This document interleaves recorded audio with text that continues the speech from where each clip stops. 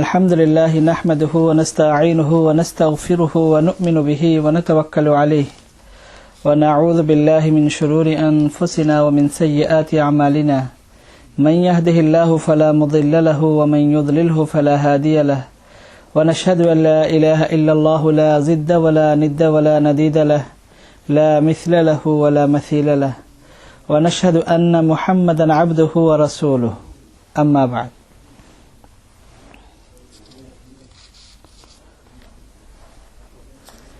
আজকের যে আমাদের বিষয়টি খুবই গুরুত্বপূর্ণ। আসলে তিনটা বিষয়, একটা না, বিষয় হলো তিনটা। এখন চলমান আমাদের যে অবস্থা, একটা হলো ফতোয়া, শরীয়তের দৃষ্টিতে ফতোয়ার অস্তিত্ব কতটুকু, এর গুরুত্ব কতটুকু এবং কোরআন হাদিসে ফতোয়া সম্পর্কে কি আছে, এটা হলো একটা বিষয়। আর দ্বিতীয় বিষয় যেটা, এটা তো আমরা এখন বিশেষ করে যারা বাংলাদেশে আমরা সবাই জানি যে জাতীয় নারী উন্নয়ন নীতি 2011, এটা আর ইসলামে নারী জাতির সম্পর্কে কি বলা হয়, ইসলাম কতটুকু অধিকার দিয়েছে এবং এই জাতীয় নারী উন্নয়ন নীতি এতে কতটুকু অধিকার দেওয়া হয়েছে, এর উপরে কিছু আলোচনা।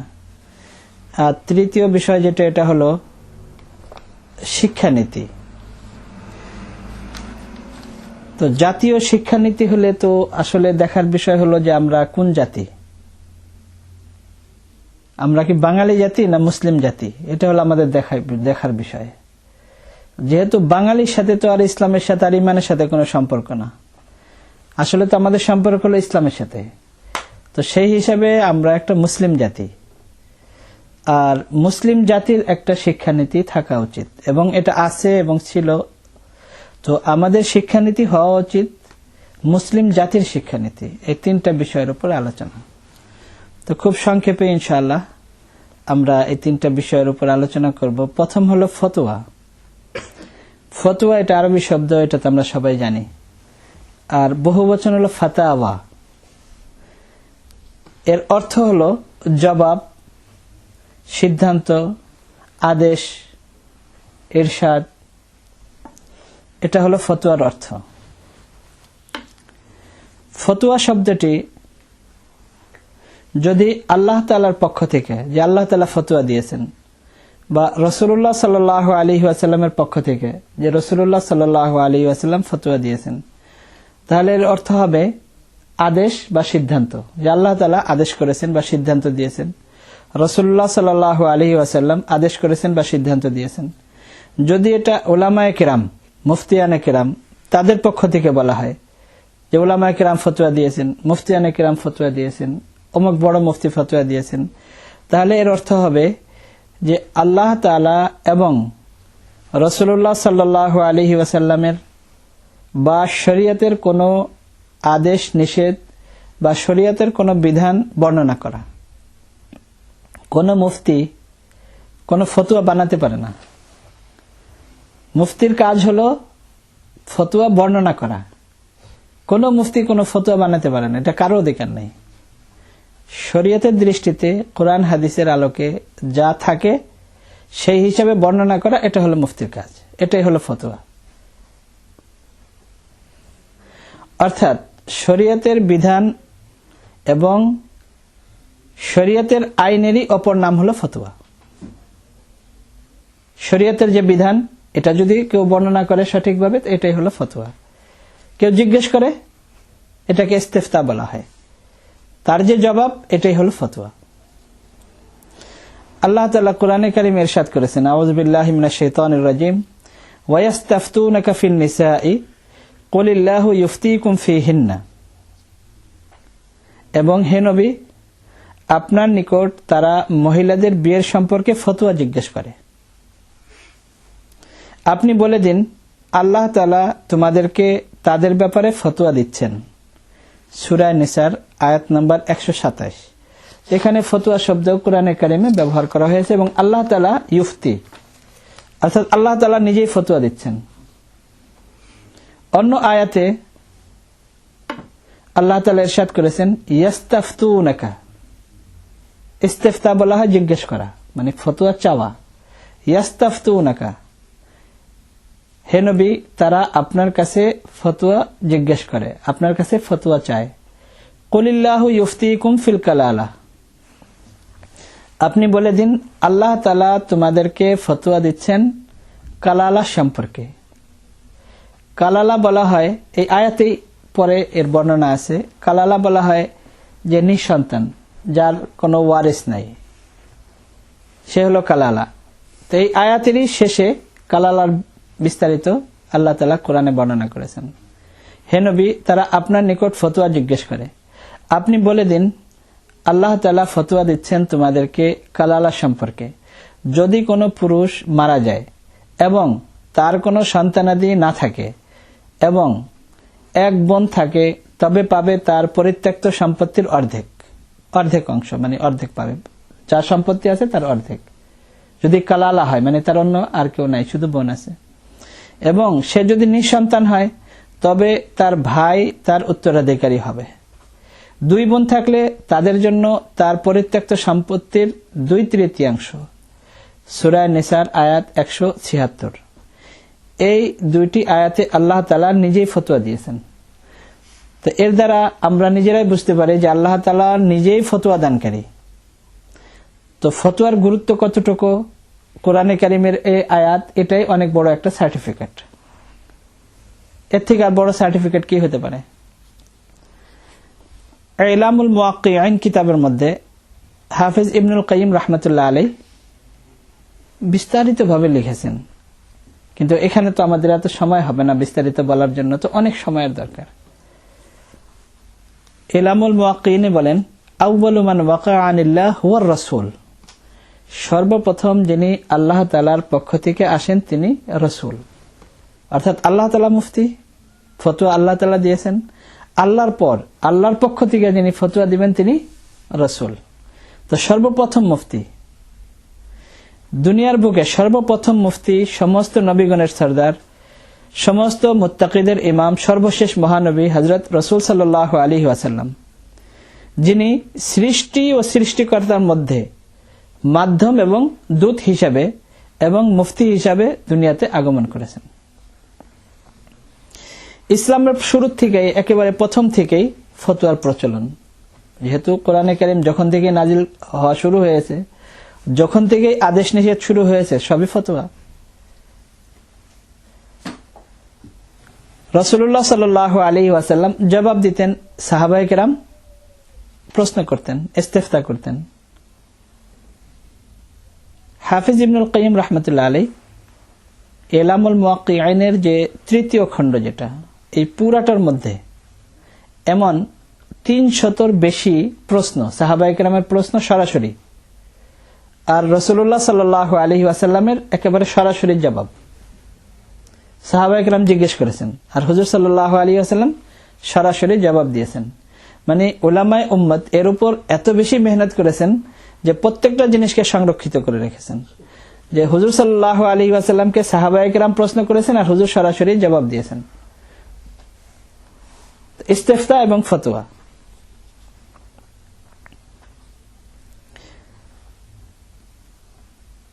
এবং ইসলামের পূর্ণতা লাভ হয়েছে এই ফতোয়ার মাধ্যমেই, জিজ্ঞাসা এবং জবাবের মাধ্যমেই ইসলাম পরিপূর্ণ হয়েছে।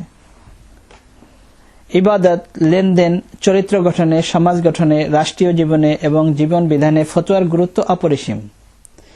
রাসূলুল্লাহ সাল্লাল্লাহু আলাইহি ওয়াসাল্লামই ছিলেন মুফতি আজম। কিন্তু রাসূলুল্লাহ সাল্লাল্লাহু আলাইহি ওয়াসাল্লামের জীবদ্দশায়, জীবিত থাকা অবস্থায় রাসূলুল্লাহ সাল্লাল্লাহু আলাইহি ওয়াসাল্লাম বিভিন্ন সাহাবায়ে কেরামকে ফতোয়া দেওয়ার অনুমতি দিয়েছেন। তাদের মধ্যে যেমন হযরত আব্দুল্লাহ ইবনে মাসউদ রাদিয়াল্লাহু তাআলা আনহু এবং হযরত যায়েদ ইবনে সাবিত রাদিয়াল্লাহু তাআলা আনহু উল্লেখযোগ্য। হযরত আব্দুল্লাহ ইবনে মাসউদ রাদিয়াল্লাহু তাআলা আনহু সম্পর্কে রাসূলুল্লাহ সাল্লাল্লাহু আলাইহি ওয়াসাল্লাম ইরশাদ করেছেন যে আব্দুল্লাহ ইবনে মাসউদ যা বলে এটা সত্য, তোমরা মেনে নাও। মানে শুধু ফতোয়া দেওয়ার অনুমতি দিয়েছেন তাই নয়, বরং সার্টিফিকেট দিয়েছেন যে সত্যবাদী, যখন সে যা বলবে তোমরা এটা বিশ্বাস করবে, এটা মেনে নেবে। অধিক ফতোয়া দানকারী সাহাবায়ে কেরাম, উলামায়ে কেরাম ভাগ করেছেন যে সাহাবায়ে কেরামের মধ্যে 3 রকমের ক্যাটাগরি। একটা হলো যে যারা অনেক বেশি ফতোয়া দিতেন সাহাবায়ে কেরামের মধ্যে, তাদের সংখ্যা মাত্র 7 জন। হযরত ওমর রাদিয়াল্লাহু তাআলা আনহু, হযরত আলী রাদিয়াল্লাহু তাআলা আনহু, হযরত আব্দুল্লাহ ইবনে মাসউদ রাদিয়াল্লাহু তাআলা আনহু, হযরত যায়েদ ইবনে সাবিত রাদিয়াল্লাহু তাআলা আনহু, হযরত আব্দুল্লাহ ইবনে আব্বাস রাদিয়াল্লাহু তাআলা আনহুমা, হযরত আব্দুল্লাহ ইবনে ওমর রাদিয়াল্লাহু তাআলা আনহুমা, হযরত আয়েশা সিদ্দিকা রাদিয়াল্লাহু তাআলা আনহা। এরা 7 জন হলেন যারা অধিক ফতোয়া দানকারী সাহাবায়ে কেরাম। আর মধ্যম ধরনের অর্থাৎ স্বাভাবিক ফতোয়া দিতেন, অনেক বেশিও না একেবারে কমও নয়, এরকম সাহাবায়ে কেরামের সংখ্যা 13 জন। তাদের মধ্যে হযরত আবু বকর সিদ্দিক রাদিয়াল্লাহু তাআলা আনহু, হযরত উসমান রাদিয়াল্লাহু তাআলা আনহু, হযরত সাদ ইবনে আবি ওয়াক্কাস রাদিয়াল্লাহু তাআলা আনহু, হযরত মুআজ ইবনে জাবাল রাদিয়াল্লাহু তাআলা আনহু, হযরত আবু মুসা আশআরী রাদিয়াল্লাহু তাআলা আনহু, হযরত সালমান ফারসি রাদিয়াল্লাহু তাআলা আনহু, হযরত আনাস ইবনে মালিক রাদিয়াল্লাহু তাআলা আনহু, হযরত আবু সাঈদ খুদরি রাদিয়াল্লাহু তাআলা আনহু, হযরত আবু হুরায়রা রাদিয়াল্লাহু তাআলা আনহু, হযরত জাবির ইবনে আব্দুল্লাহ রাদিয়াল্লাহু তাআলা আনহুমা, হযরত আব্দুল্লাহ ইবনে আমর ইবনে আল আস রাদিয়াল্লাহু তাআলা আনহুমা, হযরত আব্দুল্লাহ ইবনে জুবাইর রাদিয়াল্লাহু তাআলা আনহুমা, হযরত উম্মে সালামা রাদিয়াল্লাহু তাআলা আনহা। এদের প্রত্যেকের ফতোয়া যদি মানে যার যার ফতোয়া যদি একত্রিত করা হয় তো প্রত্যেকের ফতোয়া এক একটা কিতাব হবে। এরা হলো মধ্যম পর্যায়ের ফতোয়া দানকারী সাহাবায়ে কেরাম। আর সাহাবায়ে কেরামের মধ্যে যারা কম ফতোয়া দিতেন তাদের সংখ্যা প্রায় 100-এরও বেশি হবে। 100-এর অধিক সাহাবায়ে কেরাম যারা কম ফতোয়া দানকারী। সাহাবায়ে কেরামের মধ্যে যারা বড় বড় মুফতি ছিলেন তাদের সংখ্যা মাত্র 4 জন, যাদেরকে অনেক বড় মুফতি মনে করা হতো। তার মধ্যে একজন হযরত আব্দুল্লাহ ইবনে মাসউদ রাদিয়াল্লাহু তাআলা আনহু, হযরত যায়েদ ইবনে সাবিত রাদিয়াল্লাহু তাআলা আনহু, হযরত আব্দুল্লাহ ইবনে ওমর রাদিয়াল্লাহু তাআলা আনহুমা, হযরত আব্দুল্লাহ ইবনে আব্বাস রাদিয়াল্লাহু তাআলা আনহুমা। এই 4 জন সাহাবায়ে কেরাম ওনাদের এই 4 জনের ছাত্রের সংখ্যা 3000-এরও বেশি। তো এই 4 জন ছিলেন বড় বড় মুফতি, আর এদের ছাত্র যারা তাদের সংখ্যা 3000-এরও বেশি। এদের যারা ছাত্র তারাই ছিলেন ইসলামী দুনিয়ার অর্থাৎ ইসলামী বিশ্বের বড় বড় মুফতি। এই 4 জনেরই ছাত্র। তাদের মধ্যে মক্কায় ছিলেন হযরত আতা ইবনে আবি রাবাহ রাহমাতুল্লাহি আলাইহি। ওনারা বড় বড় তাবেঈন, এই ওনাদেরই খাস খাস ছাত্র। মদিনাতুল মুনাওয়ারাতে ছিলেন হযরত সাঈদ ইবনে মুসাইয়িব রাহমাতুল্লাহি আলাইহি। ইয়ামানে ছিলেন হযরত তাউস রাহমাতুল্লাহ আলাইহি। ইয়ামামাতে ছিলেন হযরত ইয়াহইয়া ইবনে আবি কাসির রাহমাতুল্লাহ আলাইহি। কুফাতে হযরত ইমাম আসওয়াদ রাহমাতুল্লাহি আলাইহি, হযরত আলকামা রাহমাতুল্লাহ আলাইহি, হযরত ইব্রাহিম নখী রাহমাতুল্লাহ আলাইহি। বসরাতে হযরত হাসান বসরি রাহমাতুল্লাহ আলাইহি। আর শাম দেশে ছিলেন হযরত মাকহুল রাহমাতুল্লাহ আলাইহি। মিশরে হযরত ইয়াজিদ ইবনে আবি হাবিব রাহমাতুল্লাহ আলাইহি। খুরাসানে ছিলেন হযরত ইমাম আতা আল খুরাসানি রাহমাতুল্লাহ আলাইহি। এই সমস্ত মুফতিগণের ছাত্র যারা তাবেঈন ছিলেন তাদের সংখ্যা অনেক অনেক, বিস্তারিত কিতাবে আছে, কিন্তু এখন তো এটা বর্ণনা করার মতো এরকম সময় নেই। আর বিশেষ করে যে আমাদের প্রশ্ন থাকে যে আমাদের যে 4 ইমাম, তার মধ্যে হযরত আলকামা, ইব্রাহিম নখঈ, আতা ইবনে আবি রাবাহ, ওনাদের বিশেষ ছাত্র ইমাম আবু হানিফা রাহমাতুল্লাহ আলাইহি, এবং সরাসরি হযরত আনাস রাদিয়াল্লাহু তাআলা আনহুর ছাত্র, এবং হযরত আয়েশা বিনতে আজরাদ রাদিয়াল্লাহু তাআলা আনহা এক সাহাবিয়া, ওনার ছাত্র। 5 জন সাহাবায়ে কেরামের থেকে ইমাম আবু হানিফা রাহমাতুল্লাহ আলাইহি হাদিস বর্ণনা করেন। আর ইমাম মালিক রাহমাতুল্লাহ আলাইহি বড় বড় তাবেঈ যারা মদিনাতে ছিলেন তাদের ছাত্র, অর্থাৎ কিবারে তাবেঈন, অর্থাৎ বড় বড় তাবেঈন যারা তাদের ছাত্র ইমাম মালিক রাহমাতুল্লাহ আলাইহি। ইমাম শাফি রাহমাতুল্লাহ আলাইহি ইমাম আবু হানিফা রাহমাতুল্লাহ আলাইহির ছাত্র, ইমাম মুহাম্মদ রাহমাতুল্লাহ আলাইহির ছাত্র, ইমাম শাফি রাহমাতুল্লাহ আলাইহি, ইমাম মালিক রাহমাতুল্লাহ আলাইহির ছাত্র, আর ইমাম আহমদ ইবনে হাম্বল রাহমাতুল্লাহ আলাইহি ইমাম শাফি রাহমাতুল্লাহ আলাইহির ছাত্র, এবং ইমাম আবু ইউসুফ রাহমাতুল্লাহ আলাইহির ছাত্র। অর্থাৎ এরা কেউ সরাসরি এদের ছাত্র, কেউ ছাত্রের ছাত্র, এই 4 ইমাম। তো সংক্ষেপে যদি আমরা শুধু এর উপর একটু দেখি, এটা তো বিরাট একটা বিষয়। কোরআনে কারিমে, হাদিসের আলোকে, সাহাবায়ে কেরাম এবং বড় বড় তাবেঈন এবং তাবেঈন, এদের শুধু আমি কয়েকজনের নাম আপনাদের সামনে পেশ করলাম। এমন অবস্থাতে যদি কেউ ফতোয়াকে অস্বীকার করে এবং ফতোয়া বিরোধী আইন করতে চায়, যে কেউ ফতোয়া দিতে পারবে না বা ফতোয়াকে অস্বীকার করে, তাহলে তার ঈমান কোথায় থাকবে? তাকে তো আমাদের বলার কিছু নাই, কিন্তু শরীয়তের দৃষ্টিতেই তারা, যদিও তার বাপ নাম রেখেছে মুসলমানের নাম, কিন্তু সে নাস্তিক, তাকে মুসলমান বলা আমাদের দ্বারা সম্ভব নয়। তো সরকারিভাবে যেখানে দেশের 90% মুসলমান এবং যে জজ সেও মুসলমান, এমন একটি দেশে মানে ফতোয়া বিরোধী সিদ্ধান্ত দেওয়া, ফতোয়া বিরোধী আন্দোলন করা, এটা ইসলামের সাথে কতটুকু সঙ্গতিপূর্ণ? পরিষ্কার বলে দিলে হয় যে আমরা মুসলমান না, তাহলে কথা পরিষ্কার হয়ে যায়, ক্লিয়ার হয়ে যায়। বাপ মা নাম রেখেছে এই জন্য মারা গেলে তাদেরকে দাফন করা হয়, জানাজা পড়া হয়, কিন্তু বাস্তব অর্থে এরা মনে মনে ইসলাম বিদ্বেষী, এবং এটাই ছিল মুনাফিকদের রূপ। এবং পরবর্তী যুগে যেহেতু মুনাফিক বলা যাবে না, এই জন্য নাস্তিক, এরাই হলো নাস্তিক। আর দ্বিতীয় যে বিষয়টি, যে জাতীয় নারী উন্নয়ন নীতিমালা। ইসলাম এমন একটি ধর্ম যে ইসলামে নারীদের শুধু নীতিমালা নয়, নারীদের যে অধিকার দেওয়া হয়েছে এর থেকে বেশি অধিকার দুনিয়ার ইতিহাসে এর থেকে বেশি অধিকার আর কেউ দিতে পারে নাই। এর আগে অনেকবার আমি আলোচনা করেছি, হযরত হাওয়া রাদিয়াল্লাহু তাআলা আনহা দুনিয়ার প্রথম মহিলা, তাকে যে অধিকার দেওয়া হয়েছে এতটুকু বেশি অধিকার হযরত আদম আলাইহিস সালামকে আল্লাহ তাআলা দেননি। এর আলোচনা আমি এর আগে করেছি যে হযরত আদম আলাইহিস সালামকে আল্লাহ তাআলা মাটি দিয়ে তৈরি করে বাইরে ফেলে রেখেছেন, বৃষ্টিতে ভিজেছেন, রোদে পুড়েছেন, কিন্তু হযরত হাওয়াকে এইভাবে আল্লাহ তাআলা সৃষ্টি করেন নাই। হযরত আদম আলাইহিস সালামের মূর্তি বাইরে পড়া ছিল, কোনো কাপড় না, কোনো ঢাকা না, কিছু না, উলঙ্গ এইভাবে পড়া ছিল মূর্তির মতো। তার মধ্যে আল্লাহ তাআলা রূহ দিয়েছেন, জান দিয়েছেন। আদম আলাইহিস সালামকে আল্লাহ তাআলা প্রথম মানুষ সৃষ্টি করেছেন। হযরত হাওয়া রাদিয়াল্লাহু তাআলা আনহাকে আল্লাহ তাআলা এভাবে সৃষ্টি করেন নাই। আল্লাহ যদি চাইতেন ওই মাটির থেকেই বানাতে পারতেন, কিন্তু খুব সম্মানের সাথে আল্লাহ তাআলা হযরত হাওয়া রাদিয়াল্লাহু তাআলা আনহাকে সৃষ্টি করেছেন। হযরত আদম আলাইহিস সালাম ঘুমন্ত। আল্লাহ তাআলা ফেরেশতাদেরকে বলেছেন যে তোমরা সবাই চোখ বন্ধ করে রাখো, তোমরাও দেখবে না কেউ। আল্লাহ তাআলা নিজের কুদরতের দ্বারা হযরত আদম আলাইহিস সালামের বাম পাজরের হাড়ের থেকে আল্লাহ তাআলা হযরত হাওয়াকে সৃষ্টি করেছেন। এবং হযরত আদম আলাইহিস সালামের ঘুম ভাঙার পর দেখেন যে একজন মহিলা একেবারে পুরা কাপড়ে আবৃত, উলঙ্গ নাই।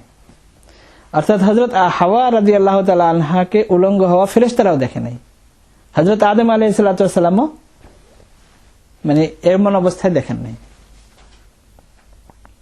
তো শুরু দিন থেকে নারীর যে অধিকার আল্লাহ তাআলা দিয়েছেন, এই অধিকার আর কারো নেই। আর এটাই ইসলাম। আদম আলাইহিস সালামের থেকে যে ইসলাম চলে এসেছে, সেই ইসলামই আজও আমাদের সামনে। হ্যাঁ, বিভিন্ন নবীর শরীয়ত ভিন্ন ভিন্ন ছিল, অর্থাৎ নিয়ম কানুন যেটাকে ইসলামী আইন বলা হয়, এটা বিভিন্ন নবীর যুগে ভিন্ন ভিন্ন ছিল, কিন্তু ইসলাম শুরু থেকে নিয়ে রাসূলুল্লাহ সাল্লাল্লাহু আলাইহি ওয়াসাল্লাম পর্যন্ত একই ইসলাম। এবং এই জন্যই আল্লাহ তাআলা ঘোষণা দিয়েছেন আল ইয়াউমা আকমালতু লাকুম দীনাকুম, যে দিন আদম আলাইহিস সালামের থেকে শুরু হয়েছে, সেই দিন রাসূলুল্লাহ সাল্লাল্লাহু আলাইহি ওয়াসাল্লামের সামনে ঘোষণা হয়েছে যে পরিপূর্ণ করে দেওয়া হলো, কমপ্লিট। তার কারণ এরপরে আর কোন নবী আসবে না, এই জন্য বাকি রাখার কিছু নেই। তো সবচেয়ে বেশি নারী জাতিকে অধিকার দেওয়া হয়েছে ইসলামে। ইসলামের পূর্বে অর্থাৎ হুজুর সাল্লাল্লাহু, ইসলাম তো আদম আলাইহিস সালামের থেকে বললাম, কিন্তু আমরা তো আমাদের হিসাবে দেখব, হযরত রাসূল সাল্লাল্লাহু আলাইহি ওয়াসাল্লামের পূর্বে বিভিন্ন সভ্যতা ছিল, বিভিন্ন কালচার ছিল, তারা নারীর মর্যাদা কতটুকু দিয়েছে। ইসলামের পূর্বে বিভিন্ন ধর্মীয় সভ্যতায় নারী জাতির উপর অবর্ণনীয় অত্যাচার করা হতো। তাদেরকে কীটপতঙ্গের মতো, জীবজন্তুর মতো অপমানিত একটি জীব মনে করা হতো। তাদের অধিকার নষ্ট করা, তাদের সমভ্রম হরণ করা, তাদের সত্তা ও সতীত্ব নিয়ে সিনেমিনে খেলাকে কোনো জুলুম ও অত্যাচার মনে করা হতো না। তাদেরকে হত্যা করলেও সমাজে তার কোনো বিচার ছিল না, কোনো প্রতিকার ছিল না। বিভিন্ন জিনিসপত্রের মতো, জীবজন্তুর মতো বাজারে তাদেরকে ক্রয় বিক্রয় করা হতো। আমোদ প্রমোদে, ব্যভিচারে তাদেরকে বাধ্য করা হতো। প্রত্যেক সম্পত্তিতে তাদের কোনো অধিকার ছিল না। এমনকি তাদের ব্যক্তিগত সম্পত্তিতেও, যদি তার ব্যক্তিগত থাকে, তো ব্যক্তিগত সম্পত্তিতেও স্বামীর অনুমতি ছাড়া তার কোনো কিছু করার কোনো অধিকার ছিল না। অর্থাৎ নিজের সম্পত্তি সে কাউকে দিতে পারবে না, সে বিক্রি করতে পারবে না স্বামীর অনুমতি ছাড়া, এরকম অবস্থা ছিল। অর্থাৎ একটা স্বাধীন চেতা মহিলা, তার মান এবং তার মর্যাদা একজন দাসীর মতো ছিল না, তার থেকেও অনেক নিম্নে ছিল।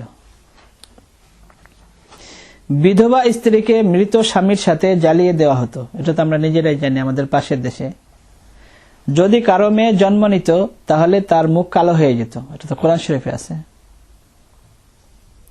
এবং সে মেয়েকে জীবন্ত দাফন করা হতো। অনেক পুরানো সভ্যতা হলো ইউনানি সভ্যতা। ইউনানি সভ্যতায় নারীর যে অবমাননা, তার সংক্ষিপ্ত চিত্র হলো এই। ইউনানি সভ্যতায় সাধারণত বিবাহ বন্ধনে আবদ্ধ হওয়াকে অপ্রয়োজনীয় মনে করা হতো। বড় বড় দার্শনিক ও যারা সমাজে আখলাক চরিত্রের শিক্ষা দিত, তারাও জিনা ব্যভিচারকে কোনো অপরাধ বা খারাপ কিছু মনে করত না। এমনকি ধর্মীয় ভাবেও বিবাহ বহির্ভূত কাজকে দোষের কিছু মনে করা হতো না। এক মহিলা যাকে তারা দেবী মনে করত, তাদের কাজের দেবী, যেমন হিন্দুদের মধ্যে বিভিন্ন দেব দেবতা, এরকম ইউনানি সভ্যতায় তাদের এরকম ছিল। তাদের যে কাজের দেবী, যাকে যে মহিলাকে তারা পূজা করত, ওই মহিলার স্বামী থাকা অবস্থায়, মানে স্বামীও দেবতা ছিল আর এই মহিলাও দেবী, ওই দেবতা থাকা অবস্থায়, স্বামী থাকা অবস্থায় আরো 3 জন পুরুষের সাথে ওই মহিলার সম্পর্ক ছিল। এমন অবস্থাতে ওই মহিলার গর্ভে একটা সন্তান হয়েছে, তার নাম ছিল কিউবড। এই কিউবড হলো তাদের ভালোবাসার দেবতা। মানে এরকম নাজায়েজ ভাবে যে সন্তান জন্ম নিয়েছে, সেই সন্তান হলো তাদের দেবতা। এটা হলো ইউনানি সভ্যতা। তাকে তারা পূজা করত, মাবুদ মনে করত। মোট কথা, নারী জাতিকে ভোগবিলাসিতা ও সম্ভোগের পাত্র মনে করা হতো। এমনকি তারা যৌন স্বাধীনতায় এতই মত্ত হয়ে উঠেছিল যে তারা পুরুষে পুরুষে যৌন উন্মাদনায় মেতে উঠে। অর্থাৎ গে, যেটা আমরা গে বলি, সেটা ইউনানি সভ্যতায়ও তারা এরকম পর্যায়ে চলে গেছিল। রোমান সভ্যতা, আমরা জানি রোমের সভ্যতা অনেক পুরানো। রোমান সভ্যতায় মহিলাদের অবমাননা। রোমের ধর্মীয় একটি কমিটি সিদ্ধান্ত দিয়েছিল যে মহিলারা একটি নির্জীব প্রাণী, মানে তাদের কোনো জীবন নাই, এবং নাপাক ও অপবিত্র। তাদের মুখ বন্ধ করা কুকুর ও উটের মুখ বন্ধ করার মতো আবশ্যক। যেমন কুকুর কাউকে কামড় দেয় বা উট যেরকম মানুষকে কামড় দেয়, তো তাদের মুখ বন্ধ করা জরুরি, এরকম মহিলাদেরও মুখ বন্ধ করা জরুরি। মহিলারা যেন হাসতে না পারে, কিছু যেন বলতে না পারে, কেননা মহিলারা হলো শয়তানের জাল। যদি কেউ কোনো মহিলাকে হত্যা করে তাহলে কোনো অপরাধ মনে করা হতো না এবং এর কোনো শাস্তি হতো না। নারীর জীবনের কোনো মূল্য ছিল না। ফ্রান্সের সভ্যতায় নারীর অবমাননা। ফ্রান্সের পুরুষরা মনে করত মহিলারা মানুষ, তবে শুধু পুরুষের সেবার জন্য, খিদমতের জন্য, অন্য কোনো তাদের আর কোনো কাজ নাই। স্পেনের সভ্যতায় নারীদের অবমাননা। স্পেনের সভ্যতা অনেক পুরানো। স্প্যানিশ ভাষায় তাদের একটি প্রবাদ ছিল যে খারাপ নারীদের থেকে তো অবশ্যই বাঁচা উচিত, আর ভালো নারীদের উপরও ভরসা করা উচিত নয়। এটা হলো তাদের নারীদের ব্যাপারে। ইটালিয়ান সভ্যতায় নারীর অবমাননা। ইটালিয়ানরা বলতো ঘোড়া যেমনই হোক না কেন তার জন্য চাবুক দরকার। তো মহিলারা যতই ভালো হোক অবশ্যই তাদের মারধর করা উচিত। এটা হলো ইটালিয়ান সভ্যতা। রাশিয়ান সভ্যতায় ছিল, তাদের প্রবাদ ছিল যে 10টি নারীর মধ্যে একটা জান থাকে, মানে একটা রূহ, মানে 10 জন নারী মিলালে একটা রূহ। এরপরে ইহুদি ধর্ম, যেহেতু খ্রিস্টান ধর্মের পূর্বে, ইহুদি ধর্মে এখনো পর্যন্ত মানে তাদের যে মান্থলি যে পিরিয়ড হয়, মাসিক অবস্থায়, তাদেরকে এমন নাপাক মনে করা হয় যে তাদের হাতের খাবার এখনো পর্যন্ত ইহুদিরা খায় না, এবং তাদেরকে একটা ভিন্ন রুমে রাখা হয়, সে কোনো কিছুতে টাচ করতে পারে না। এরপরে খ্রিস্টানদের যে অবস্থা ছিল ইউরোপে, যে তাদের মৌলিক চিন্তাধারাই ছিল যে নারীরা হলো সমস্ত গুনাহের মূল, সমস্ত অপরাধের মূল হলো মহিলা, এবং তারা হলো জাহান্নামের গেট। মানুষ ঢুকে তো জাহান্নামে গেট দিয়ে ঢুকে, তো মহিলারা হলো জাহান্নামের গেট। সমস্ত মানুষের বিপদের আরম্ভ তাদের কারণে শুরু হয়েছে। আর একটা মহিলা নারী হওয়াই সবচেয়ে লজ্জার জন্য যথেষ্ট, এবং তার সৌন্দর্যের জন্য তার লজ্জিত হওয়া উচিত, কেননা তার সৌন্দর্যই হলো শয়তানের মূল হাতিয়ার। সর্বদা মহিলাদের কাফারা আদায় করা উচিত, কেননা দুনিয়া ও দুনিয়াবাসীর অভিশাপের তারাই হলো মূল কারণ। খ্রিস্ট ধর্মের প্রথম যুগের একজন, একেবারে খ্রিস্টান ধর্মের প্রথম যুগের একজন বিখ্যাত যাজক, তার নাম ছিল টার্টুলিয়ান। সে নারী সম্পর্কে মন্তব্য করেছে যে নারী হলো শয়তানের প্রবেশ গেট, নিষিদ্ধ গাছের দিকে নিয়ে যাওয়ার চক্রান্তকারিণী, আল্লাহ তাআলার আইন ভঙ্গকারিণী, এবং আল্লাহর প্রতিচ্ছবি পুরুষ, সেই পুরুষকে ধ্বংসকারিণী এই মহিলা। আর ভারত সভ্যতায় নারীদের অবমাননা, এটা তো আমরা নিজেরাও অনেকটা জানি, যেহেতু আমাদের পাশের দেশ। হিন্দু ধর্মে আইন ছিল যে বিধবা স্ত্রীকে মৃত স্বামীর সাথে জীবিত জ্বালানো হতো, তাকে সতীদাহ বলা হতো। তাদের ধর্মে দোষ মনে করা হতো যে স্বামীর মৃত্যুর পর বিধবা আবার অন্য জায়গায় বিয়ে হবে, এটা বিরাট বড় একটা তাদের কাছে অপরাধের বিষয় ছিল। এই জন্য স্বামীর সাথে জ্বলন্ত আগুনে তাকে ফেলে দেওয়া হতো। আজকেও যদি আমরা দেখি, হিন্দু ধর্মে তাদের কোনো পৈতৃক সম্পত্তির অধিকার তারা পায় না, এবং এখনো ইন্ডিয়াতে কোন কোন জায়গায় এই সতীদাহ সিস্টেম আছে, এখনো পর্যন্ত আছে। পত্রিকায় পড়লে দেখবেন কোন কোন জায়গায় আছে। ইসলামের পূর্বে আরব সভ্যতায় নারীর অবমাননা। কোন নারীর যদি স্বামী মারা যেত, তাহলে 1 বছর পর্যন্ত তার খুবই কঠিন জীবন কাটাতে হতো।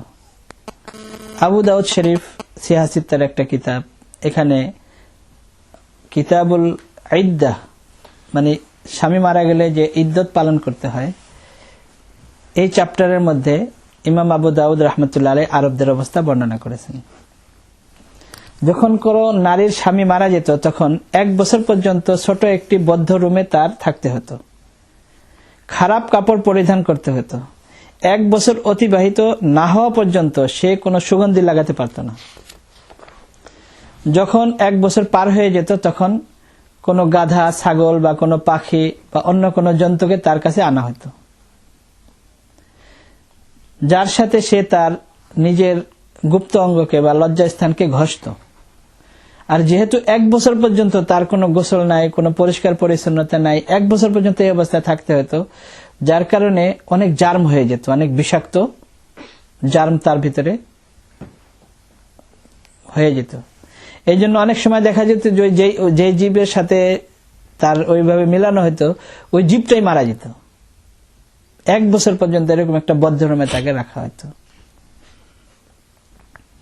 তারপর সে ওই রুম থেকে বের হতো।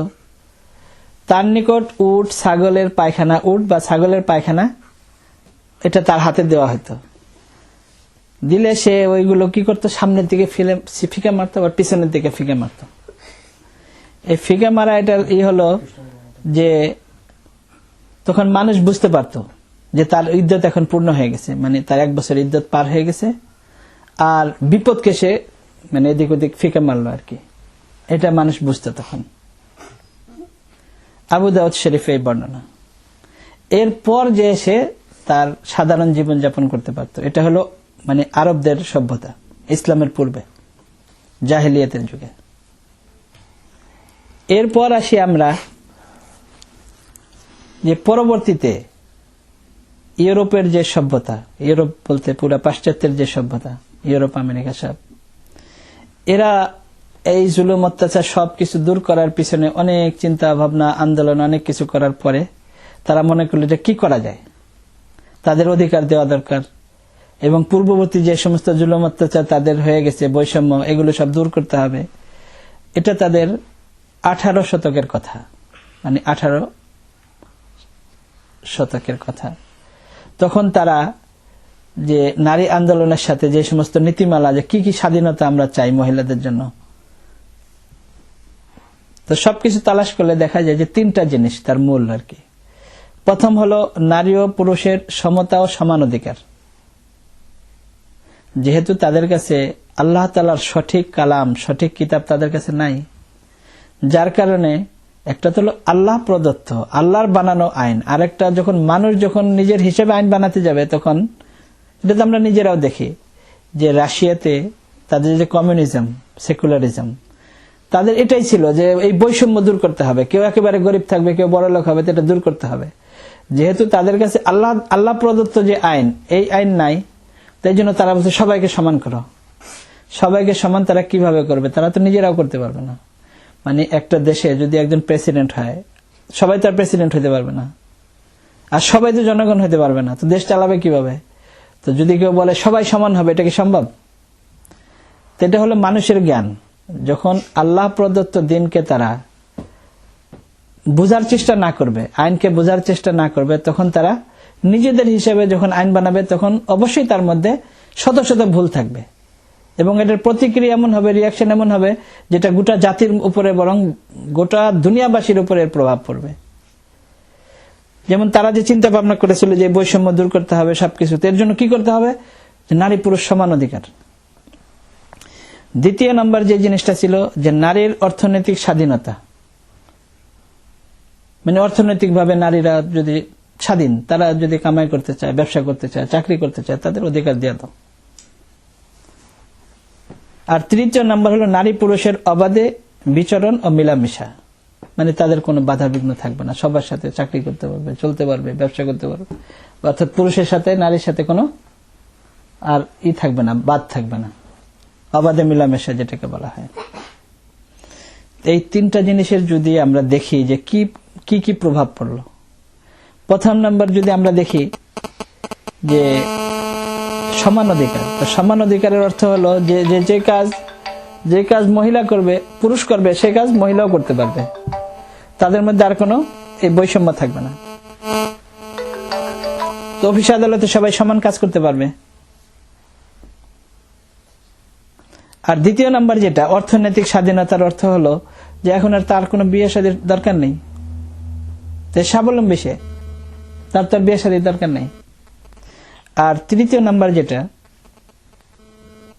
যে অবাধে মিলামেশা, এটার পরিণাম হবে যে নারী চেষ্টা করবে সে যত বেশি সাজতে পারে, যত বেশি সে তার সৌন্দর্য প্রকাশ করতে পারে, শরীরের অঙ্গ প্রত্যঙ্গ যত বেশি সে খুলে পুরুষকে দেখাতে পারে, সে ওরকম করবে।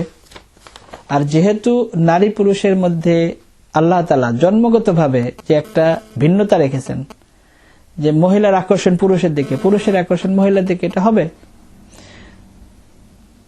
তো পুরুষরাও এটা সুযোগ নেবে। তো তাদের ভিতরেও তো একটা যৌন খিদা থাকে, তো তারা ক্ষুধার্ত বাঘের মতো অপেক্ষায় থাকে, যেহেতু তাদের তো বিয়ের সাথে সিস্টেম শেষ হয়ে যাবে, তো মহিলারও আর বিয়ের দরকার নেই, এই ঝামেলার দরকার নেই, যেহেতু সে স্বাধীন। তো পুরুষরা ক্ষুধার্ত বাঘের মতো, হিংস্র বাঘের মতো অপেক্ষা করতে থাকবে, যখনই সুযোগ পাবে সে তার যৌন খিদা মিটাবে। আর এর পরিণাম হবে যে ফ্যামিলি সিস্টেম শেষ হয়ে যাবে, ফ্যামিলি পদ্ধতি নাই।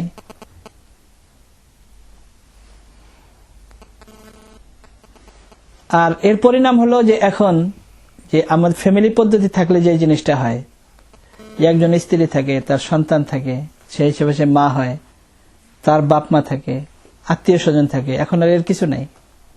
এখন কোনো মহিলা আর মা নেই, আমাদের কোনো মহিলা আমাদের নানি নেই, কোনো মহিলা খালা নেই, ফুপু নেই, এখন সবাই শুধু মহিলা, এরা হলো ভোগের পাত্র। ফ্যামিলি পদ্ধতি যখন শেষ হয়ে যাবে তখন মা নেই, বোন নেই, খালা নেই, মেয়ে নেই, কিছুই নেই, সবাই ভোগের পাত্র। আর এর অনেক উদাহরণ আমাদের সামনে, আমরা নিজেরাও জানি। বিভিন্ন সময় পত্রিকায় দেখি নিজের মেয়ের সাথে 2টা সন্তান হয়, এগুলো আমরা পড়ি সবসময় পত্রিকায়। অর্থাৎ মানুষ তখন আর মানুষ থাকে না, জীবজন্তুর মধ্যে আর মানুষের মধ্যে কোনো পার্থক্য থাকে না। এখন আমরা সংক্ষেপে দেখি যে ইসলামে নারীর কতটুকু কি মর্যাদা। যখন ইসলামের সূর্য উদিত হলো, সমস্ত জুলুম, অত্যাচার, মূর্খতার অন্ধকার সব দূর হয়ে গেল, নারীর বৈষম্য ও তাদের প্রতি হওয়া সব অত্যাচার ও নির্যাতন দূর হয়ে গেল এবং তাদেরকে মাতৃজাতির মর্যাদা দেওয়া হলো এবং তাদের অধিকার বর্ণনা করা হলো কোরআনে কারিমে বিভিন্নভাবে, যে মায়ের অধিকার কি, নারীর অধিকার কি, মেয়ের অধিকার কি। এবং মহিলাদেরকে তখন বাড়ির রানী হিসেবে আখ্যায়িত করা হলো, মেয়েদেরকে তখন বাড়ির ফুল হিসেবে আখ্যায়িত করা হলো। জাহরাতুল বাইত, বাড়ির ফুল মেয়েরা, মহিলা বাড়ির রানী। আর নারীকে তখন মায়ের মর্যাদায় বসানো হলো। তা আমরা যদি সবকিছু বিবেচনা করি তাহলে একটা মহিলার 3টা অধ্যায়, প্রথম সে মেয়ে থাকে, পরে সে স্ত্রী থাকে, পরে সে মা হয়। এই 3টা বিষয়ের উপর আমরা খুবই সংক্ষেপে একটু আলোচনা করি। ইসলামের পূর্বে মেয়ে জন্ম নেওয়াকে খুবই ঘৃণা ও লজ্জার জিনিস মনে করা হতো। মেয়ে হলে মুখ কালো হয়ে যেত, লজ্জাবোধ করত, অন্যদের থেকে পালিয়ে থাকত, যেন কারোর সাথে সাক্ষাৎ না হয়। এগুলো সব কোরআনের বর্ণনা। অন্যদের থেকে পালিয়ে থাকতো যেন কারোর সাথে দেখা না হয়। জীবন্ত মেয়েকে দাফন করে দিত। ইসলামে যদি কেউ মেয়েকে লালন পালন করে, ইসলামের বর্ণনা, লালন পালন করে এবং বিয়ে দেয়, তাহলে সে কিয়ামতের দিন হযরত রাসূলুল্লাহ সাল্লাল্লাহু আলাইহি ওয়াসাল্লামের সঙ্গে একসাথে থাকবে। এর থেকে আর ফজিলত কি হতে পারে? যদি মেয়েকে আদর করে লালন পালন করে বিয়ে দেয়, তাহলে এই বাপ জাহান্নাম থেকে মুক্তি পাবে এবং জান্নাতে প্রবেশ করবে। এজন্য মেয়েকে আদর করে লালন পালন করবে, দিন শিখাবে, বিয়ে দিবে, জান্নাতে প্রবেশ করবে। দ্বিতীয় স্তর যেটা, এটা হলো দ্বিতীয় অধ্যায়। একটা মেয়ের তার জীবন হলো সাংসারিক জীবনে সে একজন স্ত্রী। স্ত্রীর সাথে যে অবিচার করা হতো, একটু আগেই আমরা এখন পড়লাম, শুনলাম। ইসলামে সৃষ্টি এবং মানুষ হিসেবে নারী পুরুষের মধ্যে কোনো ভেদাভেদ নেই। অধিকার হিসেবে, সৃষ্টির মধ্যে মানুষ হিসেবে নারী এবং পুরুষ সমান। এটা কোরআনের ভাষা। স্ত্রীর প্রতি স্বামীর অধিকার রয়েছে, ঠিক তদ্রূপভাবে স্বামীর প্রতিও স্ত্রীর অধিকার রয়েছে। অর্থাৎ বিয়ের পর তাদের শরীর দুটি হলেও মন এবং হৃদয় হবে একটি। ভালো মন্দ, সুখ শান্তি সবকিছুতেই একে অপরের সঙ্গী হবে। ভালোবাসার সুতায় দুজনেই গাঁথা থাকবে ভালোবাসার সুতায়। সৎ কাজে একে অপরের সহযোগী হবে। সেই হবে উত্তম স্বামী, যে তার স্ত্রীর নিকট উত্তম। যদি দুনিয়ার সমস্ত মানুষ তাকে ভালো বলে কিন্তু স্ত্রীর নিকট সে উত্তম নয়, তাহলে হাদিসের ভাষ্য অনুযায়ী সে উত্তম নয়। লজ্জার ওড়না কখনো হাতছাড়া করবে না, সতীত্বের চাদরে সদা আবৃত থাকবে। আল্লাহ ও রসুলের আদেশের মধ্যেই ইহজগৎ ও পরজগতের সফলতা মনে করবে। আর তৃতীয় অধ্যায় হলো একটা নারীর, যেটা শেষ জীবন, সে একজন মা। ইসলামের পূর্বে স্বামী মারা গেলে তার পরিত্যক্ত সম্পদের সাথে স্ত্রীর সাথে কোনো সম্পর্ক ছিল না, সে কিছুই পেত না। এমনকি পরিত্যক্ত কেউ মারা গেলে ওই পরিত্যক্ত সম্পদের সাথে ওই মহিলাকেও বন্টন করা হতো। ইসলামের পূর্বে মানে সম্পদের সাথে ওই মহিলাকেও বন্টন করা হতো। এবং তাদের নিয়ম ছিল যে বড় ছেলে থাকবে সে হলো তার মালিক হবে। যদি নিজের আপন মাও হয় তাহলে সে মালিক। পার্থক্য এতটুকু যে যদি তার আপন মা হয় তাহলে সে তাকে বিয়ে করতে পারবে না, আর যদি সৎ মা হয় তাহলে সে বিয়েও করতে পারবে। আর এর উদাহরণ আমরা জানি, বুখারীতে আছে, বুখারীর রিওয়ায়াত। যে পারস্য সম্রাট যখন মারা যায় তখন তার এই সৎ মাকে তখন তার ছেলে বিয়ে করেছিল। তো সৎ মাকে বিয়ে করত। ইসলামী সর্বপ্রথম কোরআনে কারিম আয়াত নাজিল করে যে বাপের স্ত্রীকে কোনোদিন বিয়ে করতে পারবে না, আপন মা হোক সৎ মা হোক, এটা তার জন্য হারাম। এবং তার অধিকার ছিল ছেলে যদি নিজে বিয়ে করতে না চাইতো, অন্য কাউকে দিয়ে দিতে চাইতো, দিয়ে দিতে পারত। এটা ছিল ইসলামের পূর্বে মহিলাদের মানে স্ত্রী হিসেবে তার অধিকার, মা হিসেবে তার অধিকার। আর ইসলামে মাকে কতটুকু সম্মান করে আমরা সবাই জানি। তার সামনে সদা সর্বদা নম্র বিনয়ী এবং এমন ভাবে থাকতে হবে সে যেন কষ্ট না পায়। এমনকি মা যদি কোনো কথা বলে তো এতটুকু বলবে না উফ মানে আমি পারবো না, বা এরকম কথাও যেন মানে মুখে বলা তো দূরের কথা, মানে এরকম যেন বুঝেও না আসে। লা তাকুল্লাহুমা উফফিন ওয়ালা তানহারহুমা, যে তোমার মা বাবা যদি কোনো কথা বলে তাহলে উফ বলবে না। উফ মানে যেরকম এখানে আমরা বলে থাকি মানে আমি পারবো না, মানে এর অর্থ হলো আমি পারবো না। কুল্লাহুমা কওলান কারীমা, সদা সর্বদা কওলান কারীমা, খুব নম্র বিনয়ী হয়ে তাদের সামনে থাকবে, খুব নম্র ভাষায় তার সাথে কথা বলবে, কখনো বেয়াদবি করবে না। আর এই হাদিসটা আমরা সবাই জানি যে মায়ের পদতলেই সন্তানের জান্নাত, অর্থাৎ মায়ের সেবা করলেই জান্নাতে যাবে। তবে সাথে আল্লাহ তাআলার আদেশ নিষেধও পালন করতে হবে। মাতা পিতাই তোমাদের জান্নাত ও জাহান্নাম। রাসূলুল্লাহ সাল্লাল্লাহু আলাইহি ওয়াসাল্লাম ইরশাদ করেছেন যে মা বাবাই তোমাদের জান্নাত এবং জাহান্নাম, অর্থাৎ তাদের সেবা করলে তুমি জান্নাতে প্রবেশ করবে আর না করলে জাহান্নামে প্রবেশ করবে। জান্নাতের দুটি গেট খোলা আছে। জান্নাতের দুটি গেট মানে মা বাবা, অর্থাৎ তোমাদের ইচ্ছা, যদি তোমরা চাও তাহলে প্রবেশ করবে, অর্থাৎ তাদের খেদমত যদি করো তাহলে প্রবেশ করবে, তা না হলে মা বাবার, আর ওই জিনিসটাই হলো মা বাবার খেদমত। হাদিসের মধ্যে আছে রাসূলুল্লাহ সাল্লাল্লাহু আলাইহি ওয়াসাল্লাম ইরশাদ করেছেন মহব্বতের দৃষ্টিতে মা বাবার দিকে যদি কেউ তাকায় তাহলে একটা কবুল হজের সওয়াব পাবে। সাহাবায়ে কেরাম অবাক হয়ে গেলেন, ইয়া রাসূলুল্লাহ, যদি কেউ দিনের মধ্যে 100 বার তাকায়? রাসূলুল্লাহ সাল্লাল্লাহু আলাইহি ওয়াসাল্লাম বলেন অবশ্যই আল্লাহ তাআলা তার থেকেও বেশি পবিত্র, অর্থাৎ আল্লাহ তাআলা 100 বার যদি তাকায় 100 কবুল হজ আল্লাহ তাআলা যদি চায় তার থেকে বেশিও সওয়াব দিতে পারেন।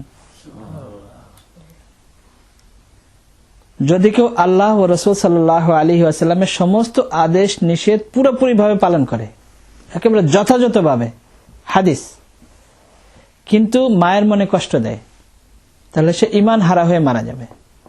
এবং আমি এখানে সংক্ষেপে এই জন্য বলি, একজন সাহাবীর ঘটনা, মারা যাওয়ার সময় তার মুখে কালিমা আসতেছিল না। তার স্ত্রী তাড়াতাড়ি হুজুর সাল্লাল্লাহু আলাইহি ওয়াসাল্লামকে এসে বলল, ইয়া রাসূলুল্লাহ, আমার স্বামী মারা যাচ্ছে, তার মুখে কালিমা আসতেছে না।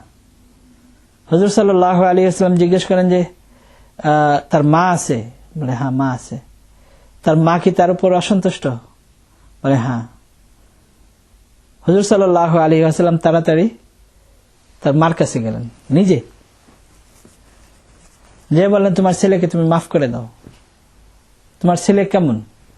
বলে ইয়া রাসূলুল্লাহ, আমার ছেলে অনেক আমল করে, তার কোনো কমপ্লেন নেই, কোনো আমার পক্ষ থেকে কোনো কমপ্লেন নেই, শুধু একটা জিনিস, সে যখন কথা বলে আমি মনে কষ্ট পাই। ইবাদত বন্দেগীতে কোনো অসুবিধা নেই। হুজুর সাল্লাল্লাহু আলাইহি ওয়াসাল্লাম বলেন তুমি মাফ করে দাও। বলে ইয়া রাসূলুল্লাহ, মাফ করব না, আমার মনে চায় না। হুজুর সাল্লাল্লাহু আলাইহি ওয়াসাল্লাম, বিলাল যাও কাঠ নিয়ে আসো, আর এখনই আগুনে পোড়াই দেব। মহিলা অবাক হয়ে গেছে, ইয়া রাসূলুল্লাহ, আমার ছেলেকে আগুনে পোড়াই ফেলবেন? বলে হ্যাঁ, যদি তুমি যদি তাকে মাফ না করো তো জাহান্নামের আগুনে পুড়বে, তার থেকে আমি এখানেই পোড়াই দিই। ইয়া রাসূলুল্লাহ, আমি মাফ করে দিলাম। আর বলার সাথে সাথে তার মুখে কালিমা আসছে, মারা গেছেন। যদি আল্লাহর রাসূলের সাহাবীও হয় আর মার মনে যদি কষ্ট পায়, অথচ সে হয়তো নিজে বুঝেও না যে মা আমার দ্বারা কষ্ট পাচ্ছে, যে তার ইবাদত বন্দেগী কোনো কিছুতে কোনো ত্রুটি নাই, কিন্তু তার কথায় আমি কষ্ট পাই, হয়তো ওই সাহাবী নিজেও হয়তো বুঝেন না যে আমার কথায় মা কষ্ট পান। ঈমান হারা হয়ে মারা যাবে এবং জাহান্নামের আগুনে জ্বলবে। এটা হলো মায়ের মর্যাদা। এক সাহাবী জিজ্ঞেস করলেন, ইয়া রাসূলুল্লাহ, আমি যদি কার সাথে খুব ভালো ব্যবহার করতে চাই, তাহলে এই ভালো ব্যবহারের যোগ্যকে, প্রাপ্যকে, মানে কে পেতে পারে? হুজুর সাল্লাল্লাহু আলাইহি ওয়াসাল্লাম বলেন, তোমার মা। সাহাবী বলেন, ইয়া রাসূলুল্লাহ, আমার মায়ের পরে তারপরে কে? হুজুর সাল্লাল্লাহু আলাইহি ওয়াসাল্লাম বলেন, তোমার মা। বলেন, ঠিক আছে, আমার মায়ের পরে কে? তোমার মা। 3 বার বলেছেন। এরপরে সাহাবী জিজ্ঞেস করেন, ইয়া রাসূলুল্লাহ, তারপরে কে? 3য় বারের পর হুজুর সাল্লাল্লাহু আলাইহি ওয়াসাল্লাম 4র্থ বার বলেন, তোমার বাবা। তো এর দ্বারা আমরা মায়ের কি মর্যাদা এটা আমরা বুঝতে পারি, এবং এটা বুখারী মুসলিম শরীফের হাদিস। ইসলাম মাকে যে মর্যাদা দিয়েছে, সে মর্যাদায় পুরুষও কোনোদিন পৌঁছতে পারবে না। মানে বাপও মায়ের ওই মর্যাদায় পৌঁছতে পারবে না। এর থেকে আর বেশি অধিকার কি হতে পারে? যত নবী, সাহাবা, যত ওলি আউলিয়া, হযরত আদম আলাইহিস সালাতু ওয়াস সালামের যুগ থেকে নিয়ে কিয়ামত পর্যন্ত সবাই তো মায়ের পেটে জন্ম নিয়েছেন। আর মায়ের মর্যাদা হলো এমন, যেহেতু সময় খুব কম, তাহলে হুজুর সাল্লাল্লাহু আলাইহি ওয়াসাল্লাম মার জন্য কি করেছেন ওটা বলতে গেলে অনেক সময়ের দরকার। মানে হুজুর সাল্লাল্লাহু আলাইহি ওয়াসাল্লামের বয়স যখন একেবারে ইন্তেকালের আগে, মানে বয়স যখন 60-এর বেশি, এমন অবস্থায় হুজুর সাল্লাল্লাহু আলাইহি ওয়াসাল্লাম বলেন যে হ্যাঁ, যদি আমার মা জীবিত থাকতো আর আমি যদি মসজিদে, সাহাবায়ে কেরাম পিছনে, আমি যদি নামাজে দাঁড়াতাম, মানে ইমাম, সূরা ফাতিহা আমি শেষ করে ফেলেছি, আর জানালা দিয়ে আমার মা যদি ডাকতো মুহাম্মদ, তা আমি নামাজ ছেড়ে দিতাম। জি আম্মা বলেন, নামাজ আমি পরে নেব, বলেন আম্মা কি করব? মানে 60-এর উপরে যখন হুজুর সাল্লাল্লাহু আলাইহি ওয়াসাল্লাম বয়স, ওই সময় হুজুরের মনে মায়ের মহব্বত এই পরিমাণ। এরপরে ফাতে মক্কার সময়, হজ্জাতুল বিদার সময় হুজুর সাল্লাল্লাহু আলাইহি ওয়াসাল্লাম যে মক্কায় গিয়েছেন, যাওয়ার সময় যেখানে ওনার আম্মা মারা গেছেন, আবুয়া, ওই জায়গায় গেছেন, কি করেছেন, ওটা তো অনেক সময়ের দরকার বিস্তারিত ভাবে বললে। এটা হলো মায়ের মর্যাদা ইসলামে, এবং এটা আমাদের সমস্ত কিতাবে লেখা থাকে যে একটা সন্তানের প্রথম বিদ্যালয় হলো তার মায়ের কোল। মা যদি ভালো হয়, সতী হয়, তাহলে সন্তান নেক হবে। আর মা যদি সতী না হয়, এর বিপরীত হয়, তাহলে সে সন্তান কোনোদিন ভালো হয় না। হ্যাঁ, ঘটনাচক্রে কুদরতি ভাবে যদি কোনো এরকম ছেলে কোনো সময় হয়ে যায়, কোটিতে লাখতে 2-1 জন এরকম হতে পারে। এর অসংখ্য ঘটনা আছে, এখন তো এটা বলার মতো সময়ও নেই। আজকে এখন আমরা আলোচনা করব যে এটা তো আমরা দেখলাম ইসলামের পূর্বে বিভিন্ন সভ্যতায় নারীদের কি অবমাননা এবং ইসলাম কতটুকু অধিকার দিয়েছে, খুব সংক্ষেপে আমরা শুনলাম। এখন এই যে আমাদের এখন যে পরিস্থিতি, যে জাতীয় নারী উন্নয়ন নীতিমালা 2011 খসড়া, এটা আমি আমার কাছে রেখেছি এবং পুরোটা আমি শুরু থেকে শেষ পর্যন্ত দেখেছি। এবং আমি আপনাদেরকে বললাম যে আজকেও আমি দেখেছি, আমাদের উলামায়ে কেরাম লিখেছেন যে 29 জায়গায় শরীয়তের সাথে সাংঘর্ষিক, সরাসরি কোরআনের সাথে সাংঘর্ষিক অনেকে লিখেছেন 19 জায়গায় না, মানে কোরআনের সাথে সাংঘর্ষিক 19 জায়গায়, আর মোট 29 জায়গায় শরীয়তের সাথে সাংঘর্ষিক, সরাসরি কোরআনের সাথে সংঘর্ষ। তো এই সংক্ষিপ্ত সময় এটা সম্ভব না, আমি পুরোটা আমি দেখেছি। আমি এখানে শুধু একটা ধারার উপরে সামান্য, মানে একটা নম্বরের অনেকগুলো, তো একটা ধারার উপরে আমি সামান্য একটু শুধু আলোচনা করব। নারীর নীতিমালায় কি আছে এবং ইসলামের সাথে সাংঘর্ষিক কি ধারা আছে বিস্তারিতভাবে তুলে ধরার সময় এখন নেই। এজন্য অতি সংক্ষেপে শুধু ধারার নম্বরগুলো তুলে ধরা হলো, এবং একটি ধারার একটি অংশের উপর, একটি ধারার একটি অংশের উপর, ওই প্রত্যেক ধারার উপরে আবার পয়েন্ট 1, 2, 3 এরকম আছে। তো একটি ধারার একটি মানে অংশের উপর অতি সংক্ষেপে আলোচনা করা হলো। সাংঘর্ষিক ধারাগুলো হলো 2, 3, 9, 13, 16.1, 16.8, 16.11, 16.12, 17.1, 17.2, 17.3, 17.4, 17.5, 23.5, 25.2, এই ধারাগুলোর মধ্যে সাংঘর্ষিক। সবচেয়ে মারাত্মক যে বিষয়টি আলেম সমাজ ও মুসলিম জনগণকে উদ্বিগ্ন করে তুলেছে, সেটি হচ্ছে নতুন নারী নীতির 17.2 ধারা। এতে বলা হয়েছে নারীর প্রতি সকল প্রকার বৈষম্য বিলোপ সনদ সিডো এর প্রচার ও বাস্তবায়নের জন্য প্রয়োজনীয় পদক্ষেপ গ্রহণ করা। এখানে সিডো বাস্তবায়নের যে নীতি অন্তর্ভুক্ত হয়েছে এটাকে আলেম সমাজ কোরআনের সাথে সাংঘর্ষিক তথা ইসলাম বিরোধী রীতিনীতি বাস্তবায়নের চাবিকাঠি বলে আখ্যায়িত করেছেন। কেননা 1979 সালে জাতিসংঘে গৃহীত এই সনদটির লক্ষ্য ছিল রাষ্ট্র, অর্থনীতি, পরিবার ও সমাজ জীবনের প্রতিটি ক্ষেত্রে নারীর প্রতি সকল প্রকার বৈষম্য দূরীকরণ। নারীর জন্য আন্তর্জাতিক বিল অব রাইটস বলে চিহ্নিত এ দলিল নারী অধিকার সংরক্ষণের একটি স্বয়ংসম্পূর্ণ মানদণ্ড বলে বিবেচিত। সিডো বাস্তবায়নের জন্য দেশের সংবিধান, আইন, রাষ্ট্রীয় নীতি পর্যন্ত বদল করার নির্দেশ রয়েছে। পশ্চিমে নারীরা কতটুকু অধিকার পেয়েছে তা আমাদের চোখের সামনে। অবাধ স্বাধীনতার নামে তারা পেয়েছে সীমাহীন লাঞ্ছনা। পাশ্চাত্যে নারী শুধু ভোগের সামগ্রী। সংসার সন্তান তাদের ধরা দিচ্ছে না। স্বামী স্ত্রী বলতে সেখানে পারস্পরিক অবিশ্বাস ও সন্দেহের প্রতিভূ। এ সময় বৃদ্ধ বয়সে যে নারী অসহায় বৃদ্ধাশ্রমের বাসিন্দা, অর্থ ও সমাজ তার হয়তো আছে, কিন্তু নেই আদর্শ স্বামী, সংসার, সন্তান ও শান্তি। নেই অর্থবহ প্রীতি, সৌহার্দ্য, সম্মান ও মমত্ববোধ। ইসলাম নারীকে দিয়েছে পূর্ণ মর্যাদা ও ন্যায্য অধিকার। যারা ঈমান আনবে ও নেক আমল করবে, তারা নারী হোক বা পুরুষ, আল্লাহর নিকট তাদের মূল্যায়নে কোনরূপ তারতম্য হবে না। এটি পবিত্র কোরআনের ঘোষণা। নারীর জীবন ও জীবিকার দায় দায়িত্ব পুরুষের উপর। এজন্য পুরুষকে দায়িত্ব ও কর্তৃত্বশীল বানানো হয়েছে।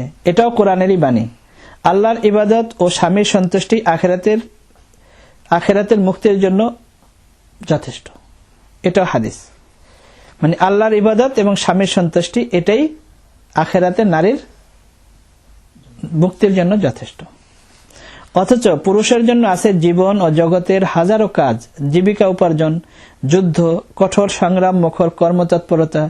এখানে নারীকে সমান দায়িত্ব ও অধিকার দেওয়া নারীর প্রতি জুলুম ও অবিচারেরই নামান্তর। কেননা সংসার জীবনে নারীর যে কঠিন শ্রম ও সাধনা তার একান্ত নিজের, সেটুকুই আল্লাহর নিকট সর্বোচ্চ মূল্যায়নের কারণ বলে বিবেচিত। সে সংসার দেখবে, বাচ্চাদের লালন পালন করবে, এটাই আল্লাহর কাছে অনেক বেশি, আল্লাহ তাআলা এটাকে অনেক বেশি মনে করেন। নারীর মাতৃত্ব, সংসারের সুরক্ষা ও প্রজন্মের লালনের কি কোনো বিকল্প হতে পারে? নাকি পুরুষের কর্মক্ষেত্রে নারীদের সমান তালে নিয়োগ দিলে পুরুষ নারীদের বিশেষ কর্মক্ষেত্রে কোনো অবদান রাখতে সক্ষম? যে পুরুষের থেকে নারীরা কি বেশি কোনো কাজ করতে পারে?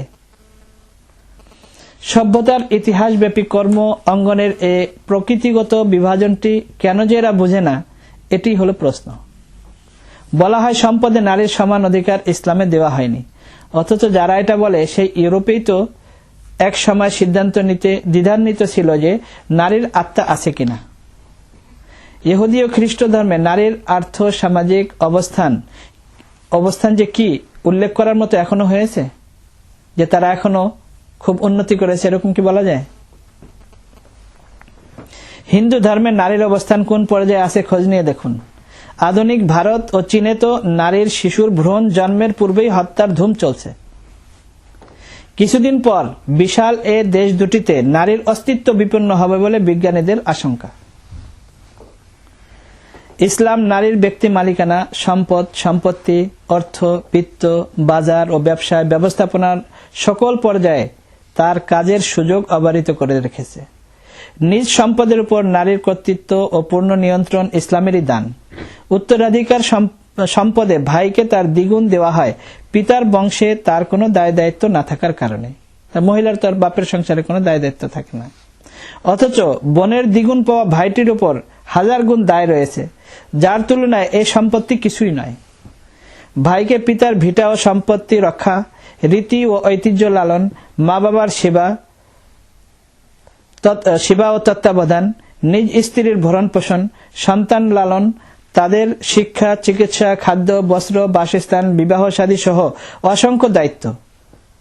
নিজ ফুফু, বোন, কন্যা ও ভাতিজি বিধবা, তালাকপ্রাপ্ত বা বিপদগ্রস্ত হয়ে গেলে তাদের সম্মানজনক আশ্রয়ের ব্যবস্থা ইত্যাদির গুরু দায়িত্ব পালন করতে হয় এই ছেলেরই, অথচ বোনকে এর কোনোটাই করতে হয় না, বরং বিবাহের সময় সে দেনমোহর লাভ করে থাকে।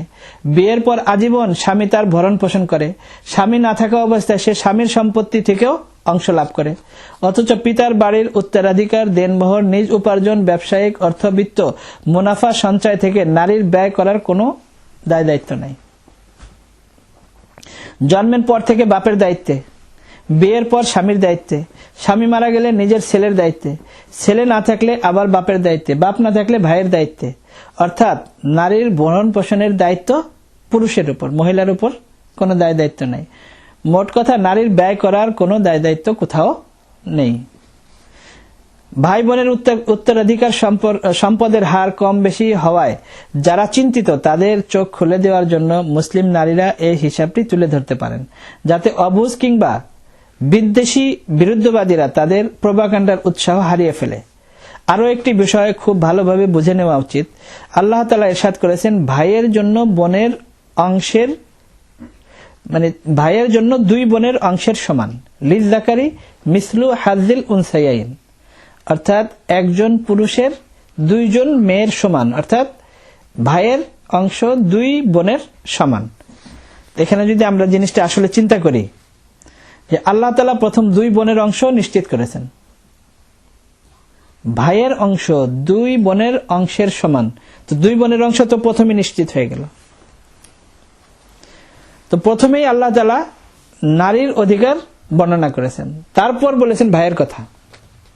যখনই বলবে যে একজন ভাইয়ের অংশ দুইজন বোনের সমান, তো দুইজন বোনেরটা তো আগে নিশ্চিত হয়ে গেল। এখানেও মহিলাদেরই অধিকার বর্ণনা করা হয়েছে, কিন্তু কম বেশি কি কারণে এটা তো আমরা এখনই শুনলাম, এবং আমরা একটা উদাহরণ দেখলে আমরা করতে পারব। মনে করুন রাশেদ ও হাফসা দুজন ভাই বোন, তাদের বাবা মারা গেল, প্রত্যেক সম্পত্তি থেকে হাফসা পেল 1 লক্ষ টাকা, রাশেদ পেল তার দ্বিগুণ 2 লক্ষ টাকা। হাফসার বিয়ে হলো, তার কোনো টাকা ব্যয় হলো না, বরং ভাই রাশেদ নিজের টাকা খরচ করে বোনের বিয়ে দিল, অথচ সে মোহর হিসেবে স্বামীর থেকে পেল আরো 1 লক্ষ টাকা। এখন হাফসার হলো 2 লক্ষ টাকা, সে তার 2 লক্ষ টাকা ব্যবসায় বিনিয়োগ করলো, বছরে তার লাভ হতে থাকলো 50,000 টাকা করে, 30 বছরে তার লাভ হলো 15 লক্ষ টাকা। আসল ও লাভ মিলে এখন তার কাছে থাকলো 17 লক্ষ টাকা, কিন্তু তার খরচ করার কোনো জায়গা নেই, দায় দায়িত্ব নেই। নিজে যদি ইচ্ছা করে সেটা তো ভিন্ন জিনিস, কিন্তু তার কোনো দায় দায়িত্ব নেই। অন্যদিকে রাশেদ বোনের বিয়েতে ব্যয় করলো 50,000 টাকা, নিজে বিয়ে করলো, তাতে ব্যয় হলো 1 লক্ষ টাকা। প্রতি মাসে তার খরচ বাড়তে থাকলো, একে একে তার কয়েকটি সন্তান হলো। স্ত্রী সন্তান নিয়ে সংসার চালাতে সে হিমশিম খাচ্ছে। সন্তানের লেখাপড়ার খরচ, স্ত্রী সন্তানের চিকিৎসা, আত্মীয় স্বজনের আসা যাওয়া, কাজকর্ম করা সত্ত্বেও তার হাতে 30 বছর পর কোনো টাকা নেই। কোন রকম তার সংসার চলে। অপরদিকে হাফসা স্বামীর ঘরে সুখী, তার নিজের কোনো দায় দায়িত্ব নেই। দিন দিন তার টাকা আরো বেড়ে যাচ্ছে। ধনী গরিব হিসাবে এক্ষেত্রে টাকার অঙ্কে হয়তো কম বেশি হতে পারে, তারতম্য হতে পারে, কিন্তু ভাই বোনের জীবন সংগ্রামের বিষয়টি এমনই বৈষম্যপূর্ণ। মানে দুজনের জীবন সংগ্রাম একেবারেই ভিন্ন, বোনের ভিন্ন রকম, ভাইয়ের ভিন্ন রকম। এখানে নারীর উত্তরাধিকার দেখতে অর্ধেক হলেও পুরুষের শতগুণ দায়ের বিবেচনায় তা অনেক বেশি। এমত অবস্থায় নারীর এ সুষম বন্টনের বিপক্ষে যারা কথা বলে তারা কোরআনের বিধানকে পরিবর্তনের মাধ্যমে ব্যাপক পারিবারিক ও সামাজিক বিপর্যয় ডেকে আনতে চায়। তারা চায় নারী পুরুষের সমান অর্থবিত্ত অর্জন ও সমান ওয়ারিশি সম্পত্তি লাভ করুক, আর এ প্রতিক্রিয়ায় পুরুষ নারীর কঠিন দায় দায়িত্ব মাথায় না নেক। বিয়ে শাদী সমাজ থেকে উঠে যাক, মানুষ বিবাহ বহির্ভূত একত্র বাস তথা লিভ টুগেদারে অভ্যস্ত হয়ে উঠুক। পরিবার প্রথা ভেঙে যাক, পিতৃ পরিচয়হীন সন্তানের দেশ ভরে উঠুক। পাশ্চাত্যের সমাজ ব্যবস্থার বিস্ময় পরিস্থিতি মুসলিম জনসমাজেও বিস্তার লাভ করুক। এ সমাজ উন্নত না হয়ে এর বর্তমান শৃঙ্খলা ও শান্তিটুকু বিনষ্ট হয়ে যাক। মুসলিম বিশ্বের কোন দেশ এই নীতিমালা অর্থাৎ এই সিডো সনদের স্বীকৃতি দেয়নি, মুসলিম দুনিয়ার কোন দেশ দেয়নি। আর অমুসলিম দেশের মধ্যে, মানে সারা দুনিয়ার মধ্যে মুসলিম দেশ কোনো স্বীকৃতি দেয়নি, কোনোটাই না। অমুসলিম দেশের মধ্যে মাত্র 9টা দেশ স্বীকৃতি দিয়েছে, মাত্র 9টা। তার মধ্যে আমেরিকা ও ইংল্যান্ডেরও অনেক ধারার উপর আপত্তি আছে। আমাদের পার্শ্ববর্তী দেশ ভারত ও চীন এই সনদকে স্বীকৃতি দেয়নি। কোরআন ও ধর্মের সাথে সরাসরি সাংঘর্ষিক এই সমস্ত ধারাগুলোকে পড়ার পরও বা জানার পরও যদি কেউ এই নারী নীতিমালায় বিশ্বাসী হয়, বাস্তবায়নে আগ্রহী হয়, তাহলে সে ইসলাম বিদ্বেষী, ধর্মদ্রোহী, নাস্তিক ও মুরতাদ বলে বিবেচিত হবে। অতি সংক্ষেপে আমরা আমাদের এই তৃতীয় যে বিষয়টা, খুবই সংক্ষেপে আমি শেষ করার চেষ্টা করব, যে মুসলিম জাতির শিক্ষানীতি। মুসলিম জাতির শিক্ষানীতি, শিক্ষাই একটি জাতির মেরুদণ্ড। এ কথা আমরা সকলেই বলে থাকি, সবসময় আমরা বলি শিক্ষাই একটা জাতির মেরুদণ্ড, কিন্তু কথাটি যদি এভাবে বলা হয় তাহলে মনে হয় সঠিক হয়। সুশিক্ষাই একটি জাতির মেরুদণ্ড। প্রত্যেক জাতিরই একটি শিক্ষানীতি থাকে এবং এই নীতি জাতির শিক্ষিত জ্ঞানীগুণী ব্যক্তিদের দ্বারাই বানানো হয়। যদি স্বজাতিতে কোনো জ্ঞানীগুণী ব্যক্তি না থাকে তাহলে বিজাতীয় শিক্ষানীতিকে নিজেদের মনে করতে হয় এবং বিজাতীয় সংস্কৃতিকে নিজেদের মনে করতে হয়। সচরাচর এমনটাই দেখা যায়। যেমন আমরা বলে থাকি 1956 সনের ভাষা আন্দোলন, বাংলা ভাষার জন্য আন্দোলন করলাম, বলি 1956 সনের ভাষা আন্দোলন। বাংলা সন আমাদের জানা নেই, আর যদি জানা থাকেও তারপরে বলতে হয় না।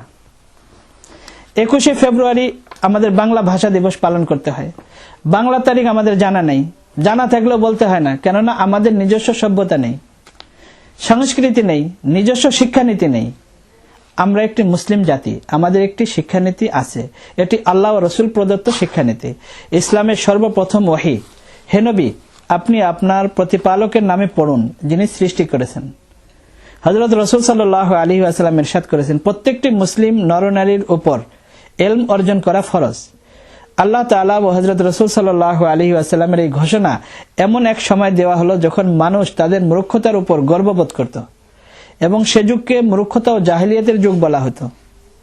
এখন দুটি বিষয় আমাদের ভালোভাবে বুঝতে হবে, এই ঘোষণার বাস্তবায়ন কতটুকু হয়েছে এবং ইলম কাকে বলে। ইলম কাকে বলে এর উত্তর ওহীর ঘোষণায় পাওয়া যায়। আপনার রবের নামে পড়ুন যিনি সৃষ্টি করেছেন। রব ও পালনকর্তা এবং খালেক ও সৃষ্টিকর্তাকে চিনতে হবে, তার প্রতি ঈমান আনতে হবে, তার আদেশ পালন করতে হবে। হযরত রাসূল সাল্লাল্লাহু আলাইহি ওয়াসাল্লাম ইরশাদ করেছেন, ইলম হলো তিনটা জিনিস, তিনটা জিনিসের নাম হলো ইলম। প্রথম হলো মুহকাম আয়াত, অর্থাৎ কোরআনে কারীমের ওই সমস্ত আয়াত যেগুলোর অর্থ পরিষ্কারভাবে বোঝা যায়। এই জন্য যে কোরআনে কারীমে কিছু জিনিস আছে যেটাকে মুতাশাবিহ বলা হয়, যেমন আলিফ লাম মিম তাহা ইয়াসিন, এগুলো মুতাশাবিহ। এগুলোর অর্থ বোঝা আমাদের জন্য জরুরিও নয় আর আমাদের দ্বারা সম্ভব নয়। তো কোরআনে কারীমের এই সমস্ত মুতাশাবিহাত ছাড়া পুরা কোরআনে কারীমের ইলম অর্জন করা, এটা হলো ইলম। দ্বিতীয় জিনিস হলো সুন্নাতুন কায়েমাতুন, অর্থাৎ প্রতিষ্ঠিত সুন্নত। রাসূলুল্লাহ সাল্লাল্লাহু আলাইহি ওয়াসাল্লামের সুন্নত, খোলাফায়ে রাশিদিনের সুন্নত। খোলাফায়ে রাশিদিন হযরত আবু বকর রাদিয়াল্লাহু তাআলা আনহু, হযরত ওমর রাদিয়াল্লাহু তাআলা আনহু, হযরত উসমান রাদিয়াল্লাহু তাআলা আনহু, হযরত আলী রাদিয়াল্লাহু তাআলা আনহু, এদের সুন্নতকে শিখা এবং সে অনুযায়ী আমল করা। তৃতীয় নম্বর জিনিস যেটা রাসূলুল্লাহ সাল্লাল্লাহু আলাইহি ওয়াসাল্লাম ইরশাদ করেছেন, ফরিয়াদাতুন আদিলাতুন। ফরিয়াদাতুন আদিলাতুনের ব্যাখ্যা অনেক বিস্তারিত, সংক্ষেপে এতটুকু, ইসলামী চিন্তাধারায় জীবনযাপন করার পদ্ধতি, অর্থাৎ পারিবারিক, সামাজিক ও রাষ্ট্রীয় জীবনে ইসলাম বাস্তবায়ন করার জ্ঞান অর্জন করা, দৈনন্দিন জীবনে ইসলাম বাস্তবায়ন করার ইলম ও জ্ঞান অর্জন করা, ইসলামী আখলাক ও চরিত্র সমাজে প্রতিষ্ঠিত করা। মোট কথা কোরআনের ইলম ও জ্ঞান, হাদিসের ইলম ও জ্ঞান অর্জন করা এবং সর্বস্তরে শতভাগ ইসলাম প্রতিষ্ঠা করার জ্ঞান অর্জন করা, এটাই হলো ইলম। হযরত রাসূল সাল্লাল্লাহু আলাইহি ওয়াসাল্লাম ইরশাদ করেন, এই তিনটি জিনিস ছাড়া দুনিয়াতে যা কিছু আছে, ওমা সিওয়া যালিকা ফাহুয়া ফাদলুন, যে এই তিনটি জিনিস ছাড়া আর দুনিয়াতে যা কিছু আছে এটা হলো অতিরিক্ত। অর্থাৎ যদি কোরআন, হাদিস ও ইসলামের বিরোধী না হয় তাহলে অতিরিক্ত জিনিস শিখতে কোনো অসুবিধা নেই, শিখতে পারে। তবে প্রথম এই তিনটি জিনিসের ইলম ভালোভাবে শিখতে হবে, কেননা এই তিনটি জিনিসই হলো একজন মুসলিমের মূল উদ্দেশ্য। প্রথম প্রশ্নের জবাব, ঘোষণার বাস্তবায়ন কতটুকু হয়েছে। হযরত রাসূলুল্লাহ সাল্লাল্লাহু আলাইহি ওয়াসাল্লাম ইরশাদ করেছেন, আমার সাহাবায়ে কেরাম আকাশের নক্ষত্রের মতো, এদের মধ্য থেকে তোমরা যারই অনুসরণ করবে হিদায়াত পাবে।